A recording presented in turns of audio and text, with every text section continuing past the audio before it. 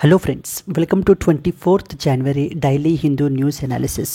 So friends, ఈ వీడియోలో మనము 24th January హిందూ న్యూస్ పేపర్లో పబ్లిష్ అయిన ఇంపార్టెంట్ ఆర్టికల్స్ని డిస్కస్ చేద్దామండి. Let us start the discussion. So friends, before that there was a small announcement. మన యొక్క flagship UPSC prelims plus mains మీకు లైవ్ ప్లస్ రికార్డెడ్ క్లాసెస్ అయితే కనుక ఉంటాయి. సో దీనికి మనం కొత్త బ్యాచ్ అయితే కనుక మనకి 27th January స్టార్ట్ అవుతుందండి. దీనికి మనం ఛార్జ్ చేసేటువంటిది 20,000, బట్ ఆఫర్లో మీకు కేవలం 12,000 రూపీస్కి మీకు అందుబాటులో ఉంటుంది. సో ఫ్రెండ్స్, ఇక్కడ స్క్రీన్ మీద కనిపించే నెంబర్కి మీరు కాల్ చేస్తే మీకు ఏ విధమైన డౌట్స్ ఉన్నా కూడా మీరు క్లారిఫై చేసుకోవచ్చు. You can call on to this number that is available. So similarly optional is very important from the mains perspective. So under optional infinity మీకు లైవ్ ప్లస్ రికార్డెడ్ క్లాసెస్ అయితే కనుక అవైలబుల్ ఉంటాయి. All the popular optionals PSIR, sociology, public administration, anthro, Telugu literature అన్ని popular optionals మీకు available ఉన్నాయి. దీనికి మనం charge చేసేటువంటిది 15,000 rupees, but you will get it at just 9999. Offer is valid up till 31st January వరకు మాత్రమే వ్యాలిడ్. ఎస్. సో ఫ్రెండ్స్, మనము Delhi edition of the Hindu news paper నుంచి ఆర్టికల్స్ని అయితే కనుక పిక్ చేసుకుంటాము. So let us see the agenda. ఇవాళ mainly ఏమి ఇంపార్టెంట్ ఆర్టికల్స్ కవర్ చేయాలి అనేది ఎజెండా చూద్దామండి. First and foremost article, states yet to use 70,000 crore funds for the welfare of the workers అని చెప్పేసి మనకైతే కనుక పబ్లిష్ అయింది. So that is the building and as well as construction workers రిలేటెడ్గా ఒక పర్టికులర్ యాక్ట్ అయితే కనుక ఉందన్నమాట. దాని రిలేటెడ్ అండర్లో మనం దీన్ని డిస్కస్ చేస్తాం. ఈ second, India's winding road to the #end TB. So ట్యూబర్క్యులోసిస్కి సంబంధించి ఒక ఇంపార్టెంట్ ఆర్టికల్ అయితే పబ్లిష్ అయింది. Third one, the hidden dangers of rhodamine B, a global and as well as a local perspective. Rhodamine B అని చెప్పేసి మనం one of the important dye గురించి అయితే కనుక ఇక్కడ మాట్లాడుకుంటాము. Tea industry breaks a sweat over the massive import spurt from that of the Kenya నుంచి massive imports అయితే కనుక మనకి జరిగాయండి టీకి సంబంధించి. ఆ యొక్క టీ ఇండస్ట్రీ రిలేటెడ్ పాయింట్స్ గురించి మనం అయితే ఇక్కడ చూస్తాం. So DGCA, Directorate General of Civil Aviation, suggests phased implementation of new norms for the pilots. So from the July అని చెప్పేసి మనకైతే కనుక చెప్తున్నారు. Stung by Pooja Ketkar scam, government amended the civil services exam రూల్స్ని అయితే కనుక అమెండ్ అయితే కనుక చేశారండి. సో దీనికి సంబంధించి మనం డిస్కస్ చేస్తాము. Is France influence on West Africa over. So అనేటువంటిది మనకి వన్ మోర్ కాంటెక్స్ట్ పేజ్లో పబ్లిష్ అయింది. This is another article which we will look in to. So these are the articles which we will cover in the today's Hindu news analysis అండి. Let's start the discussion. Before that one more announcement. మన యొక్క optional infinity అండర్లో మీకు recorded classes అయితే కనుక available ఉంటాయి. దాని దగ్గర మనం అన్ని పాపులర్ ఆప్షనల్స్ కూడా మనం ప్రొవైడ్ చేస్తున్నాము. You will get it at just 8,000 rupees మాత్రమే. 8,000 రూపీస్ మాత్రమే మీకు ఏంటంటే కనుక ఇవైతే మీకు అవైలబుల్ ఉంటాయి. ఈ యొక్క ఆప్షనల్ అనేటువంటిది ఆఫర్ 31st January 2025 వరకు మాత్రమే valid. So let us start the discussion అండి. The first and foremost one మనకి, states yet to use the 70,744 crore funds for the welfare of the workers. ఇక్కడ మనం అర్థం చేసుకోవాల్సింది ఏంటంటే ఒక ఇంపార్టెంట్ యాక్ట్ ఉందన్నమాట. ఆ యాక్ట్ పేరేంటి మనకి, building and as well as other construction workers act 1996 అని చెప్పేసి మనకి ఒక ఇంపార్టెంట్ యాక్ట్ ఉందండి. Building and other construction workers regulation of employment and conditions of service act అని చెప్పేసి ఈ చట్టం మనకి ఏం చేస్తుందంటే ఈ యొక్క బిల్డింగ్ వర్కర్స్ అయితే బిల్డింగ్ అండ్ కన్స్ట్రక్షన్ వర్కర్స్కి సంబంధించినటువంటి వెల్ఫేర్ మెజర్స్ని తీసుకుంటుంది. అంటే దీంట్లో కొన్ని ఇంపార్టెంట్ ప్రొవిజన్స్ ఉన్నాయి. లైక్ ఫర్ ఎగ్జాంపుల్, ఈ యొక్క యాక్ట్ ఏంటంటే కనుక ప్రతి స్టేట్లోనూ కూడా వెల్ఫేర్ బోర్డ్స్ని అయితే కనుక కన్స్టిట్యూట్ చేస్తారండి. ఎక్స్క్లూజివ్లీ ఎవరి గురించి, ఈ యొక్క కన్స్ట్రక్షన్ వర్కర్స్ యొక్క వెల్ఫేర్ గురించి. అలాగే ఈ యాక్ట్లో మనకి ఏంటంటే కొన్ని ఇంపార్టెంట్ ప్రొవిజన్స్ కూడా ఉన్నాయి. ఎగ్జాంపుల్, కన్స్ట్రక్షన్ వర్కర్స్ వీళ్ళకి కూడా టెంపరరీ అకామిడేషను, నెక్స్ట్ వచ్చేసి drinking water facility, washroom facility, ఇవన్నీ కూడా మనకి ఏంటంటే కనుక ప్రొవైడ్ చేయాలి అంటూ అనదర్ ఇంపార్టెంట్ థింగ్ ఉంది. నెక్స్ట్ వచ్చేసి సో ఒక ఇంపార్టెంట్ సెస్ని కలెక్ట్ చేస్తారండి మనకి. దేని మీదన అంటే కనుక లైక్ అరౌండ్ కన్స్ట్రక్షన్ కాస్ట్ ఎంతైతే ఉంటుందో దాంట్లో అరౌండ్ నాట్ ఎక్సీడింగ్ 2%. సో మనకి ఏంటంటే కనుక సెస్ని కూడా మనకి స్టేట్ గవర్నమెంట్స్ కలెక్ట్ చేస్తాయి. ఆ యొక్క అలా కలెక్ట్ చేసినటువంటి ఫండ్స్ అన్నిటినీ కూడా ఈ వెల్ఫేర్ బోర్డ్స్ ఏవైతే ఉన్నాయో అవి వీళ్ళ యొక్క వెల్ఫేర్ గురించి మనకి ఏంటంటే కనుక ఉపయోగించాలన్నమాట. క్లియర్. సో మళ్ళీ ఒకసారి చెప్తున్నాను, ఈ చట్టం పేరు వచ్చేసి ఏంటి, building and other construction workers regulation of employment and conditions of service act అని చెప్పేసి 1996లో ఈ యొక్క చట్టాన్ని చేయడం జరిగింది. ఈ యొక్క యాక్ట్ యొక్క మెయిన్ ఆబ్జెక్టివ్ ఏంటంటే కనుక సోషల్ సెక్యూరిటీ అనేటువంటిది ప్రొవైడ్ చేయడం గురించి. ఎవరికి, కన్స్ట్రక్షన్ వర్కర్స్కి. Construction workers are often vulnerable people completely.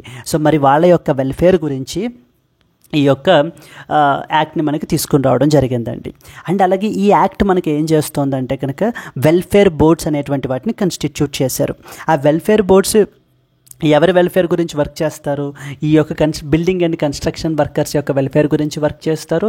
And అలాగనే మనకి సెస్ అనేటువంటిది లేవీ చేయబడడం జరుగుతుంది. సో ఎంతండి, అరౌండ్ 1%, ఈవెన్ నాట్ ఎక్సీడింగ్ 2% సెస్ని అయితే కనుక కలెక్ట్ చేయొచ్చు.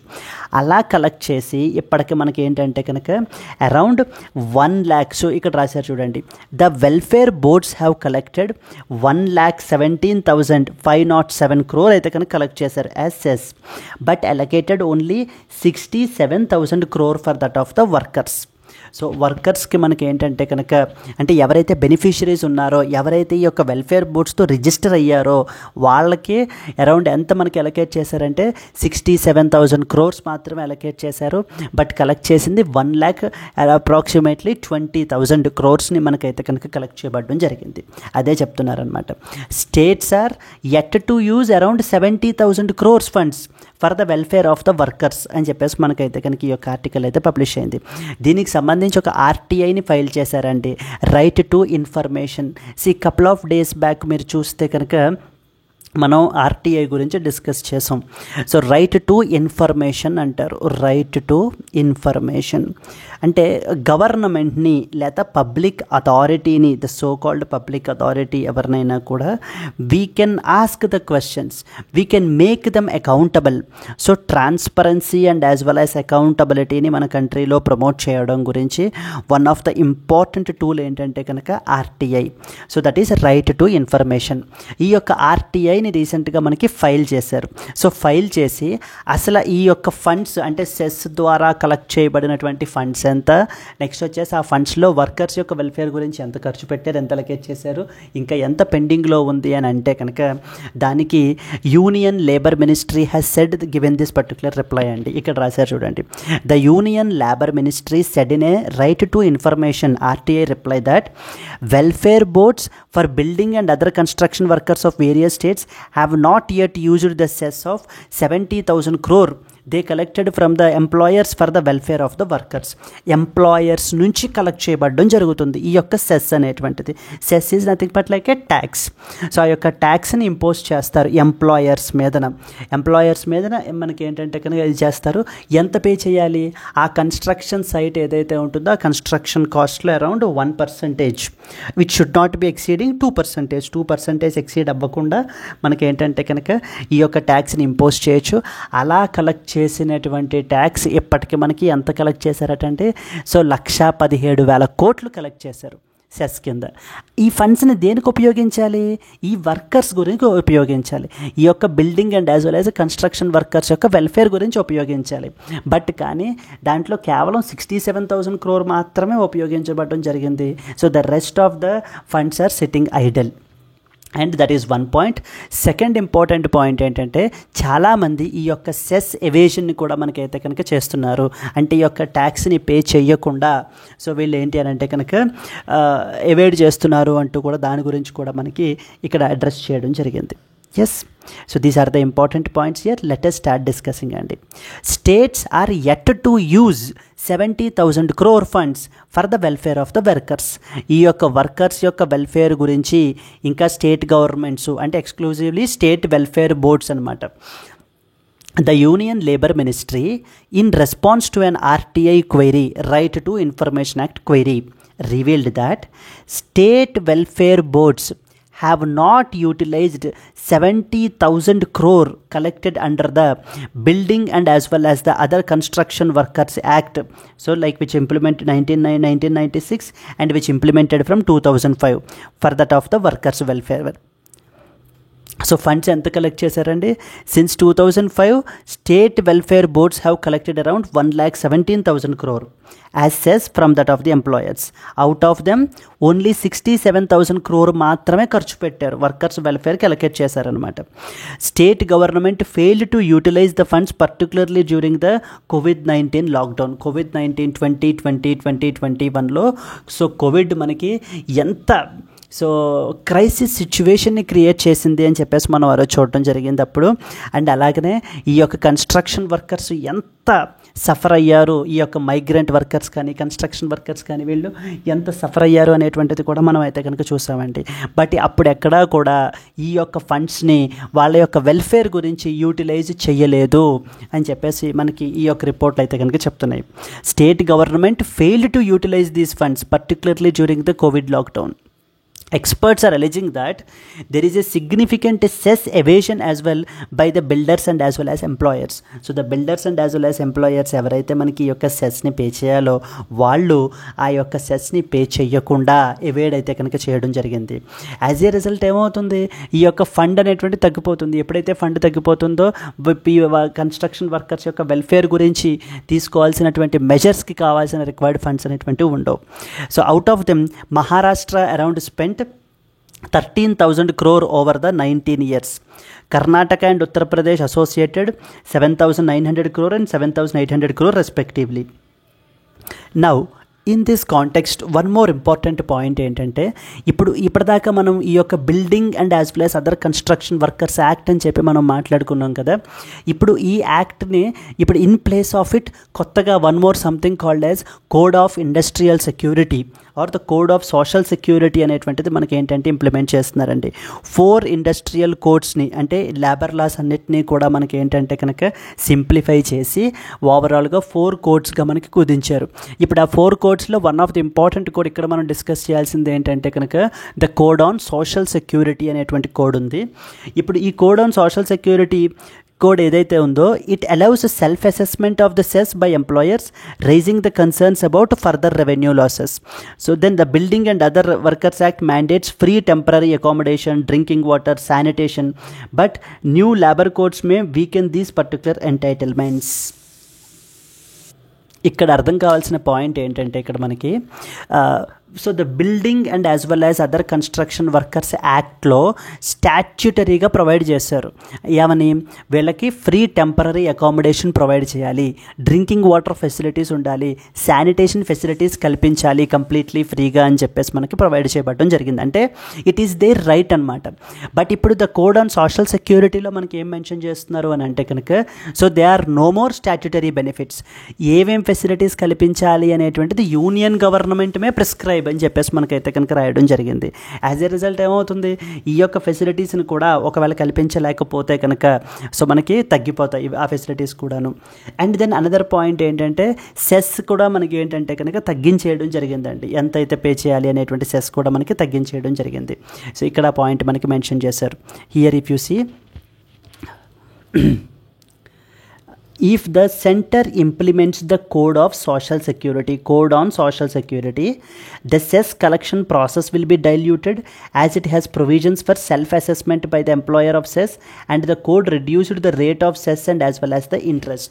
So ఎంత రేట్ ఆఫ్ సెస్ ఎంత పే చేయాలి అనేటువంటి దాన్ని కూడా మనకైతే కనుక తగ్గించడం జరిగింది. సెకండ్ ఏంటంటే the building and other construction workers act mandated the provision of free temporary accommodation, drinking water and as well as sanitation to workers. The codes change these statutory entitlements to facilities that the union government may prescribe. Hence, there is no right to workers to these facilities if they are not prescribed. So, ఒకవేళ prescribe చెయ్యకపోతే union government ఇంకా they are no more rights to the ఎవరికి construction వర్కర్స్కి. ఇక్కడ ideally మనం అర్థం చేసుకోవాల్సిన important points ఏంటి ప్రైమరీ లెజిస్లేషన్ ఏముంది, building and construction workers act, constitution of welfare boards, ఈ యొక్క కన్స్ట్రక్షన్ వర్కర్స్ యొక్క వెల్ఫేర్ గురించి సెస్ని మనకి ఏంటంటే కనుక కలెక్ట్ చేశారు. బట్ కలెక్ట్ చేసినటువంటి అమౌంట్లో అరౌండ్ 70,000 crores మనకి ఏంటంటే సో కంప్లీట్లీ అన్యూటిలైజ్డ్ ఫండ్స్గా మనకైతే కనుక ఉంటున్నాయి. మొన్న కోవిడ్ సిచ్యువేషన్లో కూడా ఈ ఫండ్స్ని ఉపయోగించలేదు అని చెప్పేసి మనకైతే కనుక చెప్తున్నారండి. ఇది ఇలా ఉంటే మనం ఇప్పుడు ఇప్పుడు కోడ్ ఆన్ సోషల్ సెక్యూరిటీ ఏదైతే ఉందో ఒకవేళ దాన్ని ఇంప్లిమెంట్ చేస్తే ఈ యొక్క వర్కర్స్కి ఇంకా ఇంపాక్ట్ అయితే కనుక ఎక్కువ ఉండొచ్చు అని చెప్పి మనకి ఈ యొక్క రిపోర్ట్లో కోట్ చేస్తున్నారు. And only states like Kerala తప్ప మిగతావన్నీ కూడా సో అసలు ప్రాపర్గా ఈ యొక్క చట్టాన్ని ఇంప్లిమెంట్ చెయ్యట్లేదు అని కూడా మనకి రాసుకుని వస్తున్నారు.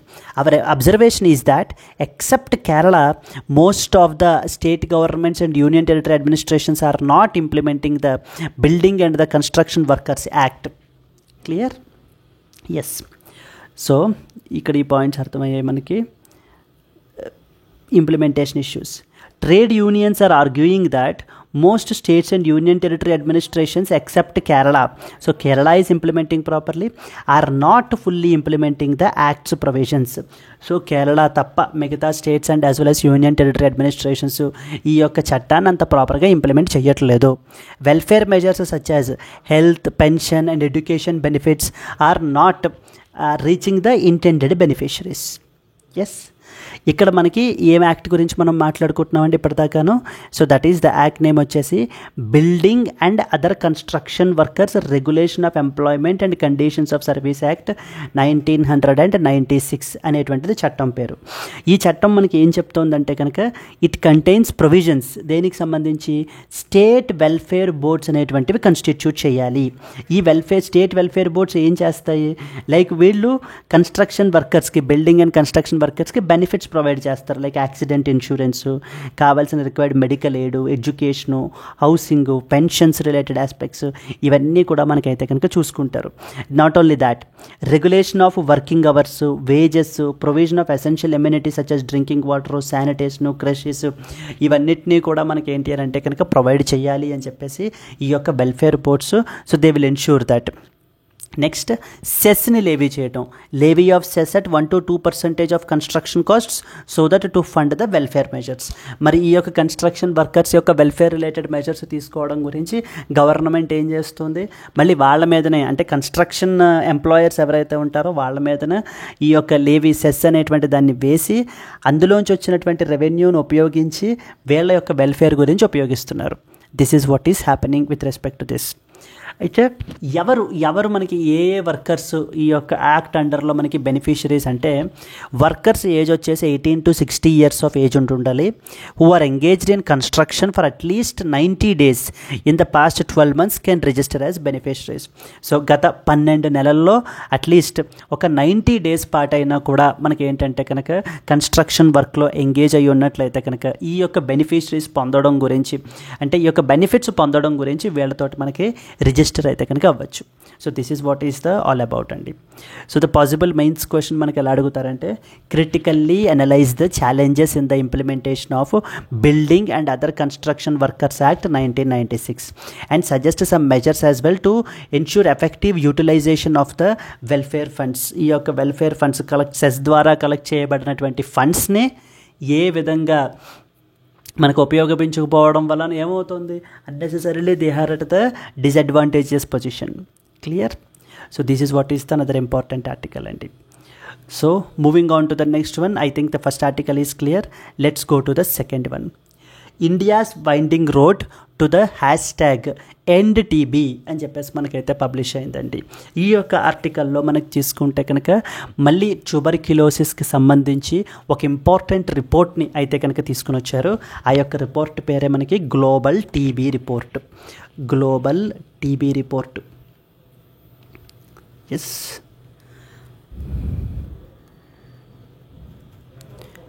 ఈ యొక్క గ్లోబల్ ట్యూబర్క్యులోసిస్ రిపోర్ట్ 2024 మనం తీసుకుంటే ఎవరు పబ్లిష్ చేశారండి, వరల్డ్ హెల్త్ ఆర్గనైజేషన్ వాళ్ళు మనకి రిపోర్ట్ని పబ్లిష్ చేయబడడం జరిగింది.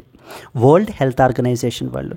As per this report, India మనకి significant contributor of the tuberculosis cases all over the world. Around 27%. So 25 to 27% of the cases of the tuberculosis are within India. India మనకి ఏంటంటే కనుక significant burden అయితే కనుక మనకి share చేసుకుంటోంది అంటూ ఈ యొక్క ట్యూబర్క్యులోసిస్ గురించి అయితే కనుక మనకి మాట్లాడుతున్నారండి. ట్యూబర్క్యులోసిస్ అనేటువంటిది మనం తీసుకుంటే కనుక very very dangerous and very important public health concern అనమాట మనకి టీబీ అనేటువంటిది. సో ట్యూబర్క్యులోసిస్ అనేటువంటిది ఏ డిసీజ్ మనకి, bacterial disease. Bacterial disease. It is caused by Mycobacterium. దేనివల్ల కాజ్ అవుతుంది మనకి? మైకోబాక్టీరియం ట్యూబర్క్యులోసిస్ ద్వారా మనకి కాజ్ అవుతుంది అంటూ చెప్తున్నారు. Then at the same time మనకి ట్యూబర్క్యులోసిస్కి సంబంధించి కొన్ని ఇంపార్టెంట్ డ్రగ్స్ ఉంటాయండి. దట్ ఈజ్ ఐసోనియాజిడ్ అంటారు. నెక్స్ట్ వచ్చేసి రిఫాంపిసిన్ అంటారు. రిఫాంపిసిన్ ఇవి మనకి ఫస్ట్ లైన్ డ్రగ్స్ అని అర్థం. అంటే ఎవరికైనా ట్యూబర్క్యులోసిస్ వల్ల ఎఫెక్ట్ అయినటువంటి వాళ్ళకి ఇచ్చేటువంటి డ్రగ్స్ ఇవి, ఐసోనియాజిడ్ అండ్ రిఫాంపిసిన్. మన కంట్రీలో నార్మల్ ట్యూబర్క్యులోసిసే కాకుండా ఎండిఆర్ టీబీ యొక్క కేసెస్ కూడా చాలా ఎక్కువగా ఉన్నాయి అంటూ ఇక్కడ మనకు ఆథర్ మాట్లాడుతున్నారు. ఎండిఆర్ టీబీ అంటే అర్థం ఏంటి? Multi drug resistant TB. Multi drug resistant TB అంటే మల్టీ డ్రగ్ రెసిస్టెంట్ అంటే అర్థం ఏంటంటే, అంటే ఈ యొక్క బ్యాక్టీరియా ఏదైతే ఉందో, మైకోబాక్టీరియం ట్యూబర్క్యులోసిస్ అనుకున్నాం కదా, ఆ బ్యాక్టీరియం ఏదైతే ఉందో ఇది మనం ప్రిస్క్రైబ్ చేసేటువంటి డ్రగ్స్కి రెసిస్టెన్స్ పెంచేసుకుంటుంది. అంటే రెసిస్టెన్స్ పెంచేసుకోవడం అంటే అర్థం ఏంటంటే, ఒకవేళ మనం ఈ యొక్క ఏమిస్తారు, ఏది ప్రిస్క్రైబ్ చేస్తారు? ఐసోనియాజిడ్, రిఫాంపిసిన్ డ్రగ్స్ ఇస్తారు. ఒకవేళ అవి ప్రిస్క్రైబ్ చేసినా కూడా, అంటే అవి యూజ్ చేసినా కూడా ట్రీట్మెంట్కి ఈ యొక్క ట్యూబర్క్యులోసిస్ బ్యాక్టీరియం ఏదైతే ఉందో సో కంప్లీట్లీ దానికి రెసిస్టెన్స్ని పెంచేసుకుంది. సో దాని మూలన అలాంటి కేసెస్ని మనం ఏమంటామంటే మల్టీ డ్రగ్ రెసిస్టెంట్ టీబీ అంటాం. MDR TB, multi drug resistant TB cases. MDR TB కేసెస్లో కూడా ఇండియా అయితే కనుక అందులో కూడా సిగ్నిఫికెంట్ బర్డన్ అయితే కనుక ఉంది అంటూ మనకి ఆథర్ మాట్లాడుతున్నారు. కంట్రీ ఎటువంటి స్టెప్స్ తీసుకోలేదా మరి అంటే లేదు, తీసుకుంది. ఏమేమి తీసుకుంది? Like for example national tuberculosis elimination programme, NTEP అనే ఒక ప్రోగ్రామ్ని మనం అయితే కనుక తీసుకుని రావడం జరిగింది. National tuberculosis elimination programme.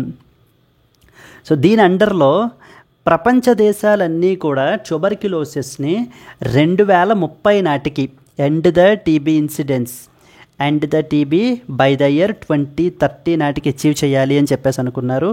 But కానీ ఇండియా మాత్రం 5 years అహెడ్, అంటే 2025లోనే మనం అయితే కనుక ఎండ్ చేసేయాలి అనేటువంటి టార్గెట్ని మనం పెట్టుకోవడం జరిగింది.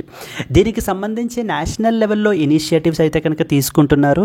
బట్ కానీ గ్రౌండ్ లెవెల్ విషయానికి వచ్చేసరికి మాత్రం రియాలిటీ ఈజ్ కంప్లీట్లీ డిఫరెంట్ అని చెప్పేసి మనకి ఆథర్ ఇక్కడ మాట్లాడుతున్నారండి. గ్రౌండ్ లెవెల్ రియాలిటీలో ఉండేటువంటి ఇష్యూస్ని మనకైతే కనుక అడ్రస్ చేస్తున్నారనమాట. ఏమేమి ఇష్యూస్ ఉన్నాయి? Like for example first and foremost issue మనకి ల్యాక్ ఆఫ్ ప్రాపర్ డయాగ్నోసిస్ అంటే ప్రాబ్లం ఏమవుతుందంటే, ట్యూబర్క్యులోసిస్లో మనకి 2 ఇంపార్టెంట్ థింగ్స్ ఉంటాయి. Like pulmonary tuberculosis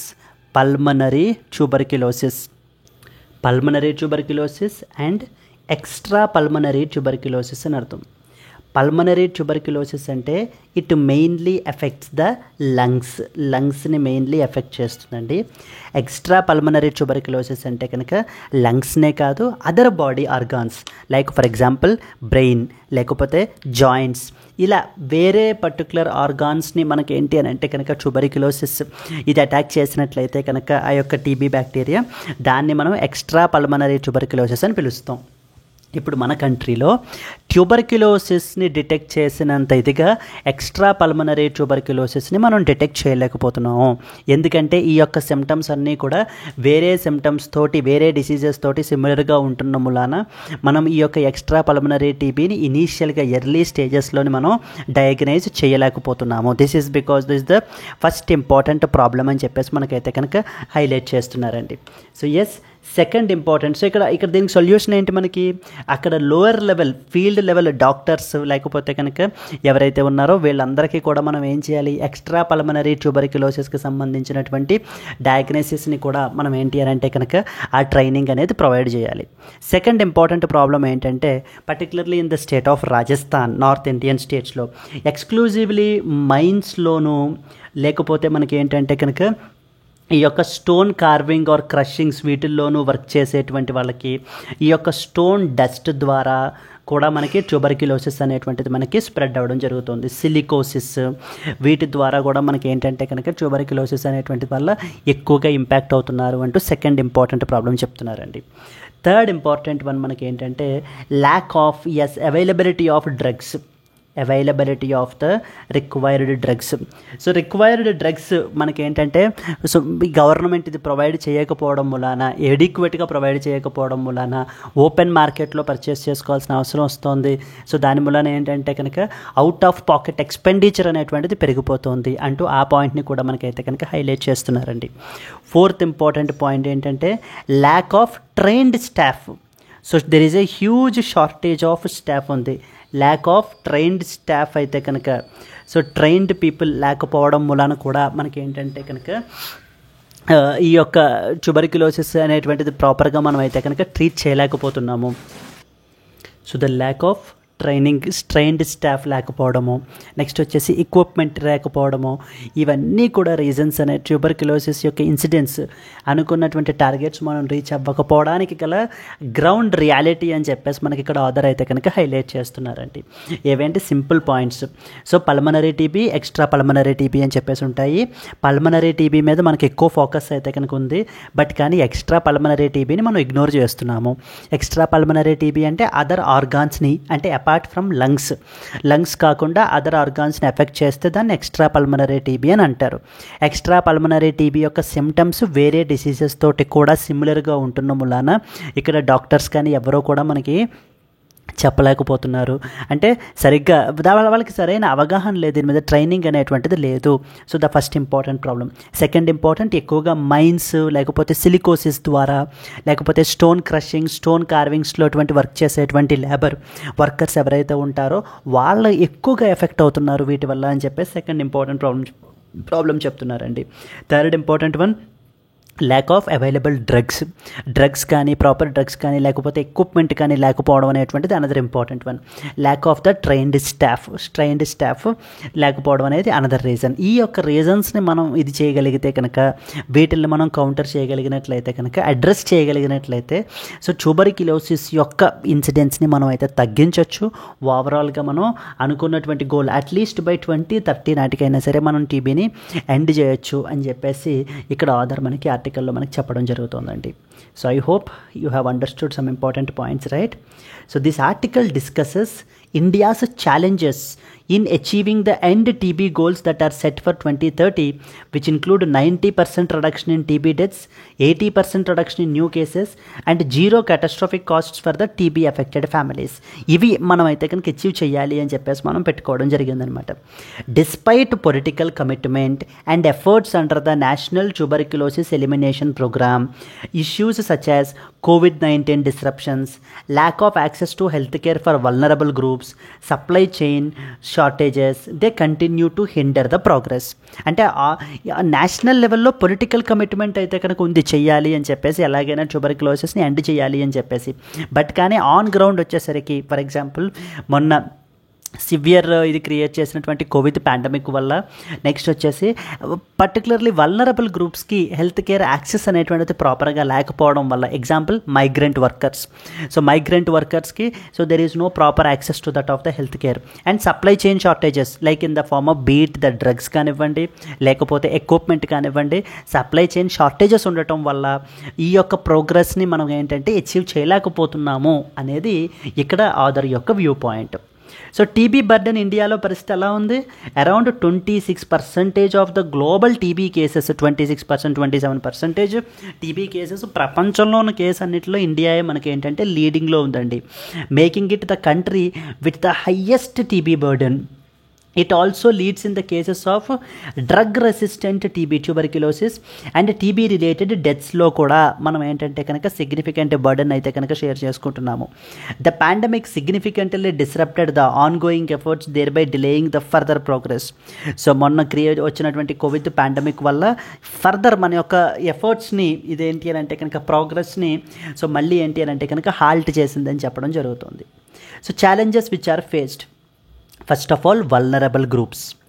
Exclusively workers who are working in sectors such as mining, stone carving, they are at a high risk because of due to the exposure to silica dust and poor working conditions.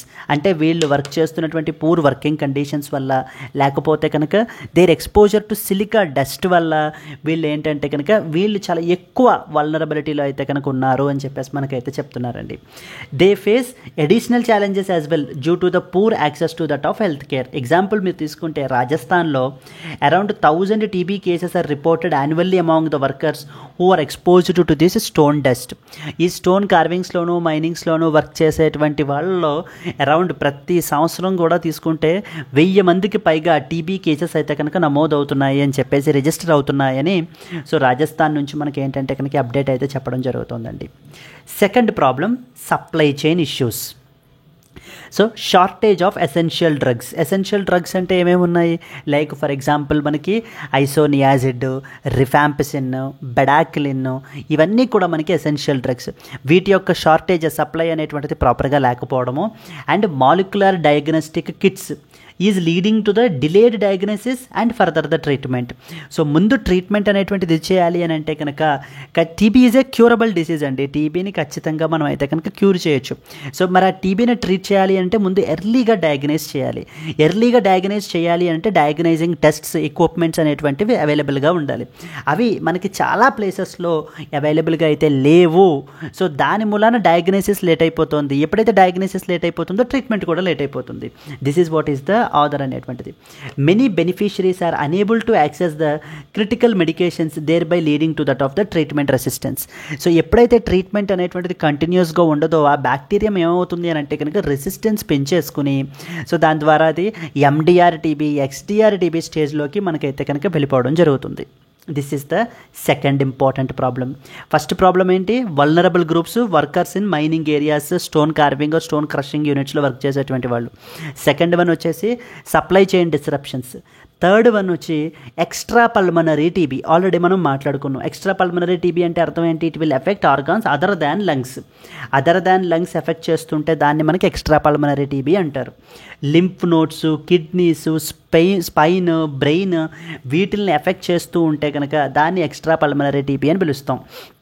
Total TB cases మనం తీసుకుంటే దాంట్లో around 24% to be more precise of the cases extra pulmonary TB అని చెప్తున్నారండి. అంటే 25% of the cases, ఒక 100 కేసులు register అవుతుంటే ట్యూబర్క్యులోసిస్కి సంబంధించి దాంట్లో 25 కేసెస్ ఎక్స్ట్రా పల్మనరీ టీబీ కేసెసే. often goes undiagnosed because of due to very vague symptoms. So normal tuberculosis గురించి అంటే నార్మల్ ట్యూబర్క్యులోసిస్ అంటే పల్మనరీ ట్యూబర్క్యులోసిస్ అని అర్థం. పల్మనరీ ట్యూబర్క్యులోసిస్ విషయానికి వచ్చేసరికి సిమ్టమ్స్ అవి కూడా ప్రాపర్గా తెలుసు కాబట్టి సో ఈజీగా డిటెక్ట్ అయితే చేయగలుగుతున్నారు. బట్ కానీ 25% ఆఫ్ ద టోటల్ కేసెస్లో ఎక్స్ట్రా పల్మనరీ టీబీ కేసెసే ఉంటున్నాయి. ఇవన్నీ కూడా అన్డయాగ్నైజ్ అయిపోతున్నాయి. అన్డయాగ్నైజ్ ఎప్పుడైతే అవుతుందో మనకి అలా ఈ యొక్క బ్యాక్టీరియం అనేటువంటిది ఎఫెక్ట్, ఇంపాక్ట్ అనేటువంటిది పెంచుకుంటూ వెళ్ళిపోతుంది. అంటే స్టేజెస్ అనేటువంటివి మనకి పెరిగిపోతూ ఉంటాయి మనకి. Yes, there is a low index of suspicion among health care providers, there by leading to delayed diagnosis and advanced disease related things. Yes, so ప్రాపర్గా ఐడెంటిఫై చేయలేకపోవడం అనేటువంటిది next important. Then comes technology and human resource gaps. Trained staff లేకపోవడం. The lack of trained staff and availability of molecular tests like for example CB NAAT test కానీ లేకపోతే TrueNat tests కానీ is further complicating the timely diagnosis. So properly మనం diagnose అయితే కనుక చేయలేకపోతున్నాము. ఏవేంటండి? First important one వచ్చేసి మనకి ఏంటంటే vulnerable groups. Second one వచ్చేసి సప్లై చైన్ ఇష్యూస్ అయితే కనుక ఉన్నాయి. Third one extra pulmonary TB cases around 25% of the cases అయితే కనుక ఉన్నాయి. And finally fourth important point technology and as well as human resource gap అనేటువంటిది ఉండటం మూలాన కూడా మనకి ఏంటంటే కనుక ఈ యొక్క మనం టీబీ ప్రోగ్రెస్ని మనం ఏంటంటే అచీవ్ చేయలేకపోతున్నాం. ఇన్ దిస్ కాంటెక్స్ట్ సజెషన్స్ ఏవేంటి? First of all ground level ఇంప్లిమెంటేషన్ని స్ట్రెంగ్తన్ చేయండి. Proper sensitization and awareness campaigns for health care providers to identify symptoms early, especially in EPTB cases. అంటే సో గ్రౌండ్ లెవెల్ స్టాఫ్ ఎవరైతే ఉన్నారో వాళ్ళకి proper training ఇవ్వాలి. దేని గురించి? పర్టికులర్లీ ముందుగానే డయాగ్నైజ్ చేసేటువంటి ట్రైనింగ్ అనేటువంటి ఆ స్కిల్ని మనకి ఇవ్వాలి. పర్టికులర్లీ ఏ కేసెస్లో? ఈ యొక్క ఈపీటీబీ కేసెస్లో, అంటే ఎక్స్ట్రా పల్మనరీ టీబీ కేసెస్లో ముందుగానే మనం డయాగ్నైజ్ చేయగలగాలి. ఎంత తొందరగా మనం డయాగ్నైజ్ చేస్తే అంత తొందరగా మనం ట్రీట్మెంట్ అనేటువంటి దాన్ని స్టార్ట్ చేయొచ్చు. Next, integration of public private partnerships to expand the diagnostic access. ఈ యొక్క డయాగ్నోస్టిక్ యాక్సెస్ అందరికీ కల్పించడానికి even we can take the help of the private sector as well, and public private sector participation అయితే కనుక integrate చేసుకోవాలని చెప్తున్నారండి. Second one, decentralised ownership. So encouraging the local level ownerships as seen in the successful models like Kudumbashree in కేరళలో మనకి ఏంటంటే కనుక ఈ యొక్క మోడల్ని ఇంప్లిమెంట్ చేశారండి, which integrated women's self help networks into tuberculosis elimination efforts. So women self help group నెట్వర్క్స్ని next వచ్చేసి ఈ యొక్క టీబీ ఎలిమినేషన్ ఎఫర్ట్స్ తోటి అయితే కనుక లింక్ చేసి చేయడం జరిగింది కేరళలో. It is one of the important role model కింద మనకి ఏంటంటే కనుక అదర్ స్టేట్స్కి కూడా మనకైతే కనుక చెప్తున్నారు. డీసెంట్రలైజ్డ్ ఓనర్షిప్ అనేటువంటిది ఉండాలి, అంటే కంప్లీట్లీ సెంట్రలైజ్డ్ కాకుండా డీసెంట్రలైజ్డ్ ఓనర్షిప్ ఉండాలి.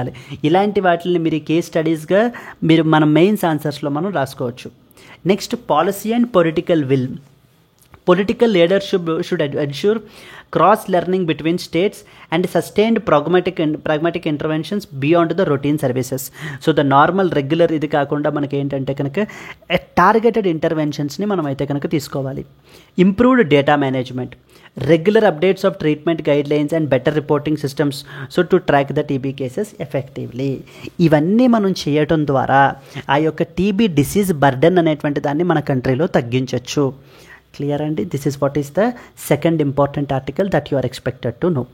సో అండ్ రీసెంట్గా టీబీకి సంబంధించిందే బీపాల్ రెజిమెన్ అనేటువంటి దాన్ని కూడా మనకి తీసుకుని రావడం జరిగింది. బీపాల్ రెజిమెన్ దేనికి సంబంధించింది అని కూడా అడుగుతుంటారు. ట్యూబర్క్యులోసిస్కి సంబంధించినటువంటిది. నెక్స్ట్ వచ్చేసి నిక్షయ్ పోషణ్ యోజన అని ఒక ఇంపార్టెంట్ స్కీమ్ ఉంది మనకి. It is A nutrition support scheme అనమాట. ఇంతకుముందు 500 రూపాయలు మనకైతే కనుక ఇచ్చేవారు. ఇప్పుడు మనకి ఏంటంటే 1000 రూపీస్ మనకి నోటిఫైడ్ టీబీ పేషెంట్స్కి ఇస్తున్నారండి. నోటిఫైడ్ టీబీ పేషెంట్స్కి ఈ యొక్క 1000 రూపీస్ మనకైతే కనుక ప్రొవైడ్ చేయబడటం జరుగుతుంది under Nikshay Poshan Yojana. Nikshay Poshan Yojana. So the BPaL regimen. ఈ పాయింట్స్ అన్నీ కూడా మనకి తెలియాలి ఎగ్జామ్ పర్స్పెక్టివ్లో. Clear? Moving forward to the next important article, the hidden dangers of rhodamine B, a global and a local perspective అని చెప్పేసి మనకైతే కనుక సైన్స్ పేజ్లో పబ్లిష్ అయింది ఈ article. The hidden dangers of rhodamine B, it is a global and a local perspective అని.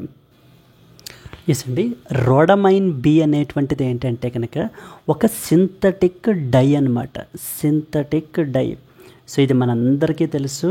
ఈ యొక్క రోడమైన్ బీ అనేటువంటిది ఈ సింథటిక్ డైని టెక్స్టైల్స్లోనూ లేకపోతే కనుక పేపర్లోనూ సో వీటిల్లో యూస్ చేస్తారు. అండ్ అపార్ట్ ఫ్రమ్ దాట్ దీన్ని ఫుడ్ కలర్గా కూడా మనకైతే కనుక యూస్ చేయడం జరుగుతుంది. ఎగ్జాంపుల్స్, సో గోబీ మంచూరియాలో కానివ్వండి, లేకపోతే కాటన్ క్యాండీస్. సో వీటిల్లో కూడా మనకి ఇక్కడ ఇమేజ్లో మీరు చూడొచ్చు కాటన్ క్యాండీస్. సో వీటిల్లో కూడా మనకి ఏంటంటే కనుక ఈ యొక్క ఫుడ్ కలర్ని యాడ్ చేస్తారు. ఆ ఫుడ్ కలరే one of the important dye that is rhodamine B. But ఎంత డేంజరస్ అంటే ఇది long term exposure to this rhodamine B can cause cancer as well. So cancer లాంటి డిసీజెస్ని కూడా కాజ్ చేయగలిగేటువంటి అంత కార్సినోజెనిక్ ప్రాపర్టీస్ మనకి రోడమైన్ బీకి అయితే కనుక ఉన్నాయి. దీనికి సంబంధించి యునైటెడ్ స్టేట్స్ ఆఫ్ అమెరికాలోనూ అక్కడ కూడా ఆల్రెడీ మనకి బ్యాన్ చేయడం జరిగింది. బట్ ఇండియాలో దీన్ని చాలా విపరీతంగా ఈ యొక్క ఫుడ్ కలర్ని అయితే కనుక మనకి యూస్ చేస్తూ ఉంటారండి. అంటే విజువల్గా మనకి ఏంటంటే అపీలింగ్ చూడడానికి చాలా బాగుంటుంది. సో బట్ కానీ ఏంటి అని అంటే కనుక దీన్ని యొక్క కన్జంప్షన్ అనేటువంటి చేయటం వల్ల లాంగ్ టర్మ్లో ఖచ్చితంగా it may lead to that of the cancer సిచ్యువేషన్స్ని అయితే కనుక మనకి కాజ్ చేస్తుంది. అందుకనే దీన్ని ప్రాపర్గా రెగ్యులేట్ చేయాలి అంటూ మనకి ఈ యొక్క ఆర్టికల్, అంటే రోడమైన్ బీ అనేటువంటిది ఎక్కడెక్కడ యూస్ చేస్తున్నారు. సో దీన్ని ఆల్రెడీ కొన్ని స్టేట్స్లో లైక్ ఫర్ ఎగ్జాంపుల్ తమిళనాడులో కానివ్వండి, కర్ణాటకలో కానివ్వండి, పుడుచెర్రి, ఈ యొక్క స్టేట్స్లో మనకైతే కనుక ఆల్రెడీ బ్యాన్ చేయబడడం జరిగిందనమాట దీన్ని. So but still, so despite the ban, so మనం ఏంటంటే కనుక చాలా చోట్ల ఈ యొక్క కలర్డ్ ఫుడ్ కలర్స్ అప్లై చేస్తున్నటువంటి ప్రొడక్ట్స్ని మనం ఏంటి అని అంటే కనుక చూస్తూనే ఉంటాము, మనం కన్జ్యూమ్ చేస్తూనే ఉంటున్నాము. We are always at risk. So అందుకనే ద మొమెంట్ ఏజ్ కొంత క్రాస్ అయ్యేసరికి ఏమవుతుంది అని అంటే కనుక ఆ యొక్క డిసీజెస్ అన్నీ కూడా అప్పుడు మనకి స్టార్ట్ అవ్వడం మొదలవుతాయి. So clear. So that is the important thing. Even FSSAI యొక్క ప్రొడక్ట్స్ కూడా మనకి ఏంటంటే food safety and standards authority act 2006 అంటారు, దానికి కూడా ఇది వ్యతిరేకం అనమాట. ఇట్స్ ఏ ఫుడ్ వైలేషన్ అని చెప్పి అదే పాయింట్స్ మనకి రాశారు. ఇక్కడ చూడండి, Rhodamine B is a synthetic dye that is mainly utilized in industries such as textiles, paper and leather. Its application extends to scientific research as well, but it is used in consumable products is fraught with health risks. It can cause DNA damage, leading to mutations, potentially triggering the cancerous growths. So cancer సెల్స్ని ఇది చేసేయగలిగేటువంటి capability మనకి ఏంటంటే కనుక ఈ యొక్క dangerous synthetic dye called as Rhodamine Bకి అయితే కనుక ఉందండి. So what is Rhodamine B which is often seen recently in the news అని చెప్పేసి అడుగుతారు, లేదా consider the following statements about the Rhodamine B అని అడగచ్చు. Anything can be a potential question. So these are the important points. Let us see some of the other important things. Rhodamine B is a synthetic dye that is linked to potential health hazards, has been a subject of concern globally because of due to its toxic effects, ante harmful effects అని అర్థం, like including DNA damage, carcinogenic properties. India recently took the steps to regulate its use in the food products as well. So what is Rhodamine B? It is a synthetic dye. ఎక్కడ use చేస్తారు దీన్ని? Textiles, paper, leather వీటిల్లో మనకైతే కనుక use చేయడం జరుగుతుంది. And even దీన్ని scientific రీసెర్చ్ను కూడా మనకైతే కనుక క్యారీ అవుట్ చేస్తారు. అండ్ కన్జ్యూమబుల్ ప్రొడక్ట్స్లో కూడా దీన్ని అయితే కనుక యూజ్ చేస్తున్నారండి. Studies suggest that it can cause DNA damage, mutations and cancerous గ్రోత్ని మనకైతే కనుక ఇది కాజ్ చేస్తుంది. యునైటెడ్ స్టేట్స్ ఆఫ్ అమెరికాలో so the FDA, food and drug administration వాళ్ళు, FDA వాళ్ళు classified the Rhodamine B as unsafe for human కన్జంప్షన్గా మనకి ఏంటంటే డిక్లేర్ చేస్తారనమాట. సిమిలర్లీ యూరోపియన్ యూనియన్ వాళ్ళు కూడా దీన్ని because of due to their carcinogenic and skin sensitisation concerns ఉండటం వల్ల దీన్ని వీళ్ళు కూడా మనకైతే కనుక దీన్ని బ్యాన్ చేయబడటం జరిగింది. సో ఇండియన్ స్టెప్స్ మనం తీసుకుంటే తమిళనాడుకు సంబంధించి they have initiated a ban and awareness campaigns against food products that are using the dye. Recent FSSAI notification also strengthened regulations prohibiting its use in the food items. అస్సలు consume చేయకూడదండి ఆ coloured products అనేటువంటివి. మనకి even gobi Manchurian కానీ మనం చూస్తే కనుక చాలా కలర్ఫుల్గా, చాలా అపీలింగ్గా మనకు అనిపిస్తుంది అనమాట. So but it's completely so filled up with that of the synthetic dye that is known as Rhodamine B. It can cause the క్యాన్సర్ని కూడా మనకి ఏంటంటే కాజ్ చేయగలిగేటువంటి ఇది మనకి. సో యానిమల్ స్టడీస్ రీసెర్చ్ చేసిన దాన్ని బట్టి తెలిసింది ఏంటంటే it is shown to cause the tumour development in organs like liver and as well as bladders దగ్గర మనకి ఏంటంటే కనుక ఈ యొక్క ట్యూమర్స్ని అయితే కనుక కాజ్ చేస్తున్నాయి. సో ఎవరైతే మనకి sensitive people like it can lead to allergic reactions, skin thickening, cancer related risks అయితే కనుక మనకైతే కనుక ఉన్నాయి. Affected vulnerable population mainly children and as well as immuno compromised individuals అయితే కనుక ఎక్కువ ఎఫెక్ట్ అవుతారనమాట. సో ఛాలెంజెస్ ఏంటి? Lakh of public awareness regarding the synthetic dice in the food. పీపుల్కి ఏంటంటే కనుక సో చాలామందికి దాని యొక్క అది చాలా కలర్ఫుల్గా ఇదిగా కనిపిస్తుంది అనే చూస్తాం తప్ప చాలామందికి దాని యొక్క హార్మ్ఫుల్ ఎఫెక్ట్స్ ఎంతలా ఉంటాయి అనేటువంటిది తెలియదు. There is a lack of public awareness and inadequate enforcement of food safety laws అనేటువంటివి మన కంట్రీలో ఉన్నాయి. మనం FSSAI ఇనిషియేటివ్స్ తీసుకుంటున్నా కూడా ఆన్ గ్రౌండ్ ఇంప్లిమెంటేషన్ విషయానికి వచ్చేసరికి ఏంటంటే కనుక ఇన్ఎడిక్వేట్ ఎన్ఫోర్స్మెంట్ అయితే కనుక ఉంది. సో దాని మూలాన చాలా వెరీ హ్యూజ్ ప్రివలెన్స్లో మనకైతే కనుక ఇవి ఉంటూ ఉంటాయి. Insufficient funding and independent research on that of the synthetic dye impacts. Yes, so it highlighted that there is a need for strict labeling, consumer education and proactive policies అనేటువంటివి మనం తీసుకోవాలి to mitigate the risks and urged the strong regulation of Rhodamine B to prevent the rising cases of related cancers. So సింపుల్గా summarise చేయాలి ఒక 2 to 3 లైన్స్లో అంటే కనుక Rhodamine B అనేటువంటిది ఒక సింథటిక్ డై. దీన్ని మనకి ఏంటంటే టెక్స్టైల్స్లోను, లెదర్లోను, పేపర్లోను అక్కడ యూజ్ చేస్తారు. అపార్ట్ ఫ్రమ్ దట్ దీన్ని మనకి ఏంటంటే కనుక ఫుడ్ ప్రొడక్ట్స్లో కూడా ఒక కలరింగ్ ఏజెంట్గా మనకైతే కనుక యూజ్ చేస్తున్నారు. ఎగ్జాంపుల్ అది ఏదో కాదు, మనం తినేటువంటి ప్రొడక్ట్సే. ఎగ్జాంపుల్ కాటన్ క్యాండీ కానివ్వండి, లేకపోతే మనకి ఏంటంటే కనుక గోబీ మంచూరియన్స్, వీటిల్లోనైతే కనుక యూజ్ చేయడం జరుగుతుంది. అవి చూడటానికి తింటున్నప్పుడు చాలా బాగున్నా కూడా లాంగ్ టర్మ్ ఎక్స్పోజర్ రోడమైన్ బీకి అయ్యేసరికి అది మనకి క్యాన్సర్ని కాజ్ చేస్తుంది, స్కిన్ ఇష్యూస్, స్కిన్ పిగ్మెంటేషన్ ఇష్యూస్ని కాజ్ చేస్తుంది. So what not there are multiple health effects అయితే కనుక మనకైతే కనుక ఉంటాయండి. క్లియర్? అందుకనే దీన్ని యూరోపియన్ యూనియన్లోను, నెక్స్ట్ వచ్చేసి యునైటెడ్ స్టేట్స్ ఆఫ్ అమెరికాలోను అక్కడ కూడా మనకి ఏంటంటే కనుక దీన్ని బ్యాన్ చేయబడడం అయితే జరిగింది. So these are other important points that you are expected to know. Clear? Let us move on to that of the next article. So discuss the health and regulatory challenges associated with the usage of synthetic dyes like rhodamine B in consumable products. What steps can government take to mitigate these particular risks can be a potential question అండి. So today మనం ఏంటంటే కనుక చాలా important ఆర్టికల్స్ని మనం discuss చేసుకున్నాం. Like example తీసుకుంటే first important article we talked about the building and construction workers. So regulation of service conditions act 1996 గురించి చూసాము. వెల్ఫేర్ బోర్డ్స్ని ఏ విధంగా కన్స్టిట్యూట్ చేశారు, బట్ కానీ ఆ ఫండ్స్ అనేటువంటివి ఎలా యూజ్ చేయకుండా కంప్లీట్లీ ఐడల్గా మనకు ఉన్నాయి అనేటువంటిది మనం చూడడం జరిగింది. సెకండ్ ఇంపార్టెంట్ ట్యూబర్క్యులోసిస్ గురించి and TB, what are the main issues అనేటువంటిది ఆథర్ ఏం హైలైట్ చేశారు, ఏం సజెషన్స్ అనేది చూసాము. థర్డ్ ఇంపార్టెంట్ సైన్స్ పేజ్లో పబ్లిష్ అయినటువంటి rhodamine B, one of the synthetic dye. So దాని గురించి కూడా మనం ఏంటంటే కనుక దాని గురించి, దాని యొక్క ఇంపాక్ట్స్ గురించి కూడా మనం మాట్లాడామండి. So moving forward to that of the next important article. Tea industry breaks a sweat over the massive import spurt from that of the Kenya అని చెప్పేసి మనకైతే కనుక చెప్తున్నారు. సో ఐడియల్లీ మనం ఏంటంటే India is one of the leading producer of tea. So but కానీ మనకి ఏంటంటే కనుక కెన్యా నుంచి మ్యాసివ్ ఇంపోర్ట్స్ అయితే కనుక మనకైతే కనుక రిపోర్ట్ అయ్యాయి అని చెప్పేసి మనకు చెప్తున్నారు. దాని మూలాన ఇక్కడ డొమెస్టిక్ టీ ప్రొడ్యూసర్స్ ఎవరైతే ఉన్నారో వాటి యొక్క ప్రైజెస్ అనేటువంటివి, సో ద డొమెస్టిక్ ప్రైజెస్ అనేటువంటి మీద హ్యూజ్ ఇంపాక్ట్ అయితే కనుక పడుతుంది అని చెప్పేసి కూడా దీని గురించి మాట్లాడడం జరుగుతుందండి. So using this context we have to read some important points. ఏం తెలియాలి ఎగ్జామ్ పర్స్పెక్టివ్లో మనకి.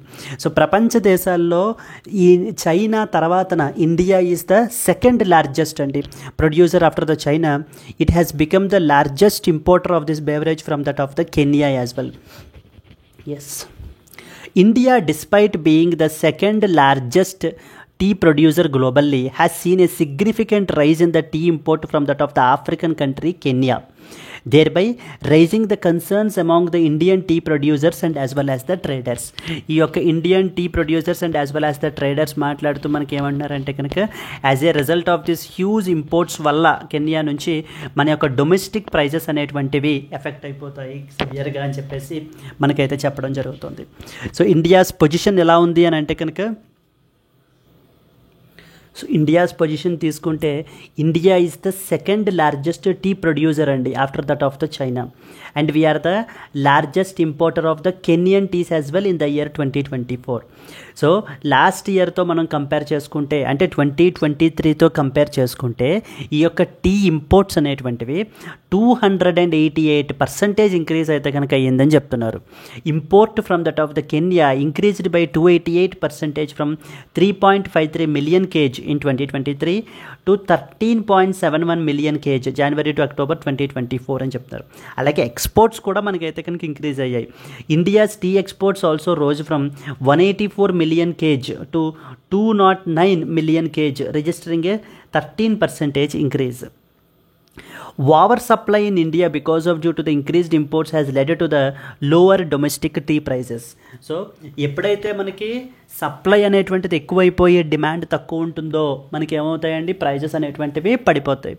ఇంత massive imports from that of the Kenya into the Indian markets వల్ల ఈ యొక్క టీ ప్రైజెస్ అనేటువంటిది, డొమెస్టిక్ టీ ప్రైజెస్ అనేటువంటిది ఇంపాక్ట్ అయితే కనుక అయ్యాయి అని చెప్పేసి ఈ యొక్క టీ ఇండస్ట్రీ అసోసియేషన్ వాళ్ళు మనకి చెప్తున్నారనమాట. Production fell by 50 million kgs in 2024 with Assam recording the loss of about 20 million kg. And usage of cheaper lower quality African trees for blending. So generally ఇదేం జరుగుతుందంటే కనుక ఇక్కడ మన డొమెస్టిక్ మ్యానుఫ్యాక్చరర్స్ కొంతమంది ఏం చేస్తున్నారంటే ఆఫ్రికా నుంచి, వియత్నాం నుంచి, అక్కడి నుంచి లోవర్ క్వాలిటీ టీని మనకి ఏంటంటే కనుక ఇంపోర్ట్ చేసుకుని దాన్ని మన దాంతో మిక్స్చర్ చేసేసి ఎక్స్పోర్ట్ అయితే కనుక చేసేస్తున్నారు అనేది another important concern. Substandard teas from that of Iran and Vietnam are being reexported as that of the Indian teas. So tea board of India one of the statutory body అండి. Already మొన్న మనం turmeric board గురించి మాట్లాడాం ఒకసారి Hindu news అనాలిసిస్లోనే 2 days back.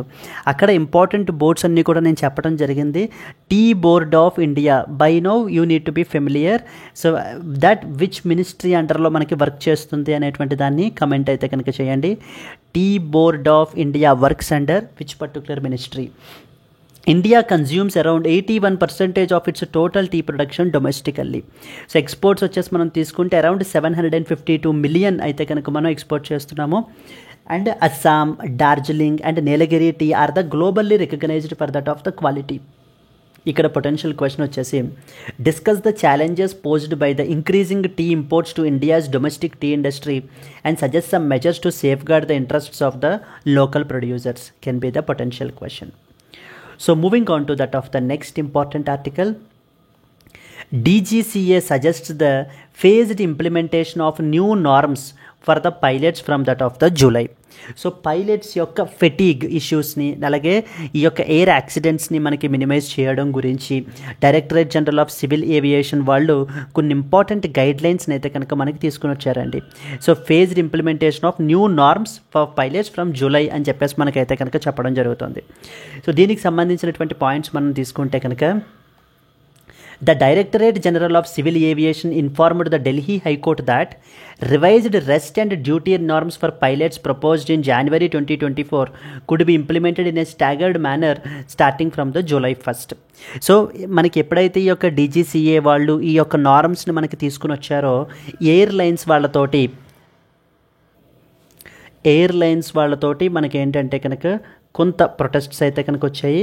But pilot associations వాళ్ళు మనకైతే కనుక వీటిని యాక్సెప్ట్ చేయబడ్డం, వెల్కమ్డ్ ఇట్, దీస్ గైడ్లైన్స్ని అయితే కనుక మనకి యాక్సెప్ట్ చేశారండి. సో దానికి సంబంధించి ఏంటంటే కనుక ఈ యొక్క నార్మ్స్ అనేటువంటివి ఇంకా ఇంప్లిమెంట్ అయితే కనుక చేయలేదు. స్టేజ్ల వారీగా మేము ఏంటంటే కనుక ఇంప్లిమెంట్ చేస్తాము లైక్ ఫ్రమ్ జూలై 1st అని చెప్పేసి DGCA వాళ్ళు ఎవరికి చెప్తున్నారు, ఈ యొక్క ఢిల్లీ హైకోర్టు వాళ్ళకి చెప్పడం జరుగుతుంది. Yes, the court has given the DGCA 3 weeks time to submit an affidavit specifying which provisions will be implemented by July 1st and which will be enforced later in that of the winter schedule. The norms were initially scheduled for June 1st, 2024 but faced the opposition from that of airlines and were deferred indefinitely. అప్పటి నుంచి మనకి ఏంటంటే కనుక ఈ యొక్క norms ఏవైతే DGCA వాళ్ళు తీసుకుని వచ్చారో వాటిల్ని మనకి ఏంటంటే కనుక ఇంప్లిమెంట్ చేయలేదన్నమాట. ఎందుకనంటే airlines have protested that these norms are not in line అని చెప్పేసి మనకి ఏంటంటే కనుక ప్రొటెస్ట్ చేశారు. ఇదిగోండి, pilots welcomed the changes because of due to rising fatigue concerns whereas airlines strongly opposed them. Pilot associations objected to phased implementation stating that it may further delay the critical safety improvements. ఇక్కడ మనకి తెలియాల్సినటువంటిది one of the important body called as directorate general of civil aviation అనేటువంటిది important body అండి. మనకి ఈ body ఏంటంటే it's a regulatory body. మనకి దేని అండర్లో వర్క్ చేస్తుంది, మినిస్ట్రీ ఆఫ్ సివిల్ ఏవియేషన్ అండర్లో మనకి వర్క్ చేస్తుంది ఈ యొక్క బాడీ. వీళ్ళు ఎయిర్ ట్రాన్స్పోర్ట్ సర్వీసెస్కి సంబంధించి సేఫ్టీ ఎన్ఫోర్స్మెంట్ రిలేటెడ్ ఆస్పెక్ట్స్ అన్నీ కూడా చూసుకునేటువంటి బాడీ. అంటే it's a standard setting body అనమాట. సో ఇన్స్పెక్షన్స్ అవి కండక్ట్ చేస్తుంటారు and as well as investigations, ఎప్పుడైనా ఎయిర్ యాక్సిడెంట్స్ అవి అప్పుడు కూడా ఇన్వెస్టిగేషన్స్ అవి కండక్ట్ చేసేటువంటి బాడీ ఇది. అండ్ అలాగే ఇంటర్నేషనల్ లెవెల్లో మనకి ICAO అనేటువంటి బాడీ ఉంది, that is international civil aviation organisation అని అర్థం. వీళ్ళతోటి కొలాబరేట్ అవుతూ ఉంటారు. It collaborates with ICAO as well. Issues licenses to the aviation personnel, regulates air traffic in coordination with the Airports Authority of India, support the airport development and as well as the modernization related efforts ni kuda manaki yokka DGCA Directorate General of Civil Aviation vallu manaki teesukovam jarugutundi. It is a regulatory body, Ministry of Civil Aviation under lo work chestundi. So there are some dedicated functions are there with respect to DGCA. ee points manaki teliyalandi. Discuss the role of Directorate General of Civil Aviation. in ensuring air safety in India and the challenges it faces in implementing the new regulatory norms can be a potential question. So moving forward to that of the next one. Yes, and moving to the next article. Is France influence in the west Africa over అంటూ మనకి article అయితే publish అయింది. ఇక్కడ మనం చూసుకుంటే కనుక West African countries, so like for example Chad, next Senegal కానివ్వండి, లేకపోతే కనుక మనకి కొన్ని ఇంపార్టెంట్ కంట్రీస్ ఉన్నాయన్నమాట. ఐవోరీ కోస్ట్ ఒకటి, సో దెన్ నెక్స్ట్ వచ్చేసి మనకి ఏంటంటే కనుక so Chad, these are some of the important countries. ఈ కంట్రీస్ నుంచి like for example why did the Chad, Ivory Coast and as well as Senegal ask for the French troops withdrawal. So ఇక్కడ colonial practices ఎప్పటి నుంచో మనకి ఏంటంటే కనుక so there is a relation between France and as well as the African countries మధ్యన relation అయితే కనుక ఉందన్నమాట, వెస్ట్ ఆఫ్రికన్ కంట్రీస్ మధ్య పర్టికులర్లీ. సో వీటిల్లో అండ్ టెర్రరిజంని ఫైట్ చేయడం గురించి కూడా ఈ యొక్క దేశాల్లో ఫ్రెంచ్ యొక్క ట్రూప్స్ మనకైతే కనుక ఉన్నాయి. But over a period of time ఇప్పుడు ఇక్కడ ఈ దేశాలు ఎలా ఫీల్ అవుతున్నాయి అని అంటే కనుక ఫ్రెంచ్ ట్రూప్స్ వల్ల మాకు ఎటువంటి ఉపయోగం లేదు, మా సావరానిటీ కూడా ఇన్ఫ్యాక్ట్ ఎఫెక్ట్ అవుతోంది అంటూ ఇక్కడ ఉన్నటువంటి ఆఫ్రికన్ కంట్రీస్ ఇతర దేశాల మీద హెల్ప్ తీసుకోవడానికి ప్రయత్నిస్తున్నాయి. ఎగ్జాంపుల్ ఆ యొక్క వాక్యూమ్ని ఫిల్ చేస్తున్నటువంటి దేశాలు ఎవరెవరు అంటే Russia and as well as the China. Russia and as well as China వీళ్ళు వాళ్ళ యొక్క మిలిటరీ ప్రెజెన్స్ని అండ్ అలాగనే వాళ్ళ యొక్క ఎకనామిక్ డిపెండెన్సీని పెంచుకుంటున్నారు. ఎగ్జాంపుల్ చైనా తీసుకుంటే చైనా మనకి బెల్ట్ అండ్ రోడ్ ఇనిషియేటివ్ ద్వారా ఎకనామిక్ పార్ట్నర్షిప్స్ని పెంచుకుంటోంది. బట్ అన్లైక్ యూరోపియన్ యూనియన్ ఇప్పుడు ఫ్రాన్స్ లాంటి దేశాల మీదన అక్కడ పబ్లిక్ సెంటిమెంట్స్ అంటే వెస్ట్ ఆఫ్రికన్ కంట్రీస్లో ఈ యొక్క ఫ్రెంచ్ ట్రూప్స్ వల్ల మాకు ఎటువంటి ఉపయోగం లేదు. సో ఇన్ఫ్యాక్ట్ ఇస్లామిక్ స్టేట్ కానివ్వండి, లేకపోతే ఈ యొక్క టెర్రరిజంని ఎలిమినేట్ చేయడం గురించి ఉన్నటువంటి ఈ ట్రూప్స్ వల్ల ఎటువంటి రిజల్ట్ అవుట్కమ్ లేదు. So therefore the need of the are ఏంటంటే కనుక so these troops have to withdraw from our countries అని చెప్పేసి ఈ యొక్క దేశాలు వెస్ట్ ఆఫ్రికన్ కంట్రీస్ మనకి నిర్ణయాలు అయితే కనుక తీసుకోవడం జరుగుతుందండి.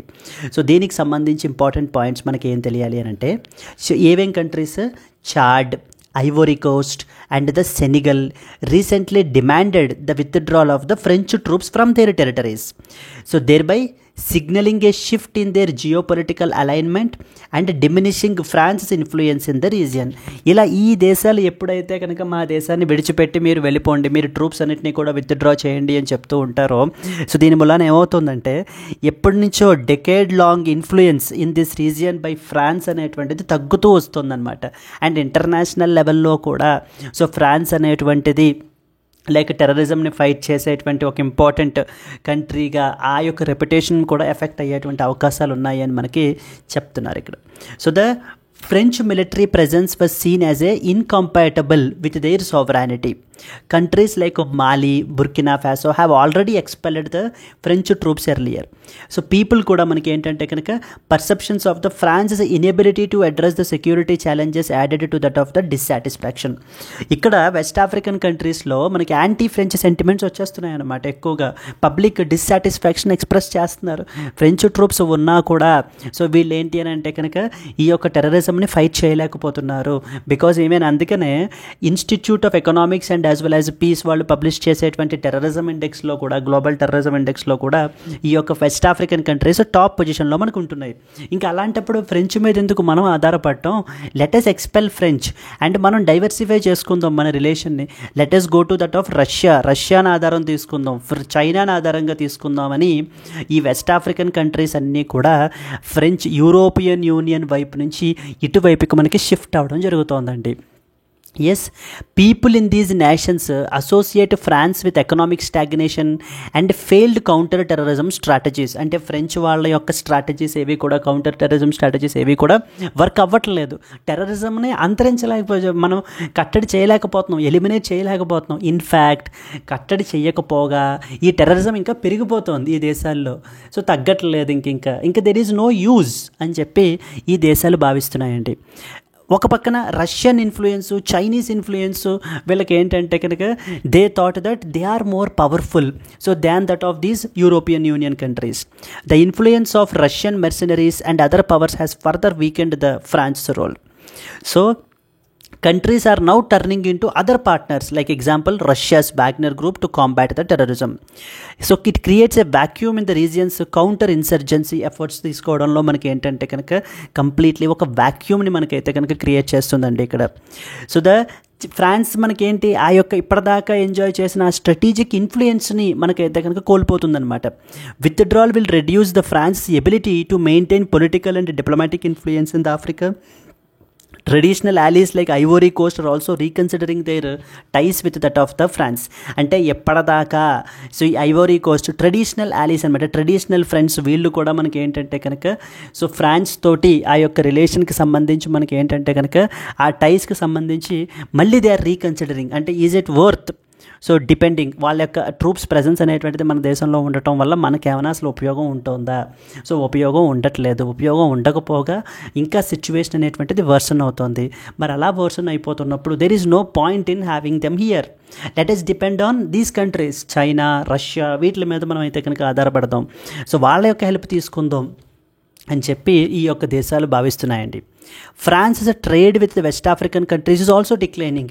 ఒక పక్కన సెక్యూరిటీ ఇంపాక్ట్ అవుతుంది, అటు పక్కన మనకి ఎకనామిక్ ఇంట్రెస్ట్స్ కూడా మనకి ఏంటంటే కనుక సివియర్గా ఇంపాక్ట్ అయిపోతున్నాయి. ఎందుకంటే వీటి మధ్య ట్రేడ్ అనేటువంటిది తగ్గిపోతుంది. Rising competition from Russia and China in this region is further eroding the French economic influence in this particular region అని మనకి చెప్తున్నారనమాట. క్లియర్? ఒక పక్కన వీళ్ళ యొక్క ట్రేడ్ అనేటువంటిది ఇంక్రీజ్ అవుతుంది, వీళ్ళ యూరోపియన్ యూనియన్కి సంబంధించినటువంటి ట్రేడ్ అనేటువంటిది మనకి తగ్గడం జరుగుతుంది. Nations like Mali, Niger, Burkina Faso are seeing this as a chance to build alliances beyond the ఫ్రాన్స్ని దాటి ఆల్టర్నేటివ్ పార్ట్నర్షిప్స్ని మనం పెట్టుకోవాలి. ఈ కౌంటర్ టెర్రరిజంని మనం ఏంటంటే కనుక కట్టడి చేయాలి అని అంటే, ఈ ఎఫర్ట్స్ని టెర్రరిజంని మనం కట్టడి చేయాలి అని అంటే అనుకొని వీళ్ళు మనకి ఏంటంటే కనుక ఇప్పుడు ఫీల్ అవ్వడం జరుగుతుంది. Risk of increased instability, lack of robust security framework may exacerbate the insurgencies. External influences from Russia or other nations could further polarize the governance in these particular regions. So ఓవరాల్గా French influence or French withdrawal of their troops from the ఎక్కడి నుంచి మనకి West African countries నుంచి and అలాగే Russia and China యొక్క presence increase అవ్వడం గురించి ఈ యొక్క ఆర్టికల్ మనకి మాట్లాడడం జరుగుతుందండి. I hope you have understood, right? Let us move to that of the next important one. Yes, and coming to the today's question, consider the following statements about tuberculosis. First one, India accounts for 26% of global TB cases, making it the country with the highest TB burden. First one. Second one, B-Pol regimen is associated with tuberculosis. Which of the above statements is or are correct statements? And if you know the answer, please comment your answer. And at the same time, if you have liked the video, please do like it, and let's meet again in the next Hindu news analysis. Until then, happy learning. All the best. Bye bye, Andy.